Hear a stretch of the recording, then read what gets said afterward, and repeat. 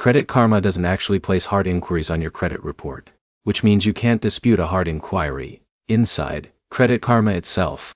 What matters is this: Credit Karma pulls data from TransUnion and Equifax, so any hard inquiry you see there comes directly from those credit bureaus, not Credit Karma. By the end of this, you'll know exactly how to confirm a real hard inquiry, when it's removable, and the exact steps to dispute it with the credit bureaus the right way. First, you need to identify if the inquiry is actually hard or just a soft pull. Soft inquiries show up when you check your own score, or when companies pre-approve you for offers. These do not affect your credit score and cannot be removed because they are not errors. Hard inquiries happen when you apply for credit like a loan, credit card, or financing. These can affect your score slightly and stay on your report for up to 2 years. If you see a hard inquiry you don't recognize, open Credit Karma and tap on the inquiry to view the company name and date. That gives you the starting point for the dispute. Next, go directly to the credit bureau showing the inquiry.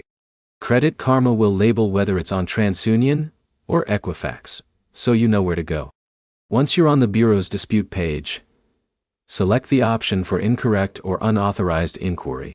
You'll need to explain that you did not apply for credit with that company, or that you don't recognize the activity. The bureau then contacts the company that reported the inquiry. If they can't verify it, it gets removed. If they can verify it, it stays. Now the key detail most people miss.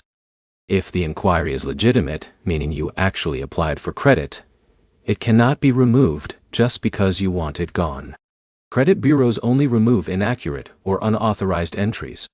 If you're dealing with identity theft, you should also freeze your credit with TransUnion, Equifax, and Experian before filing disputes. That prevents new unauthorized applications from going through. To wrap this up, Credit Karma is only the display tool.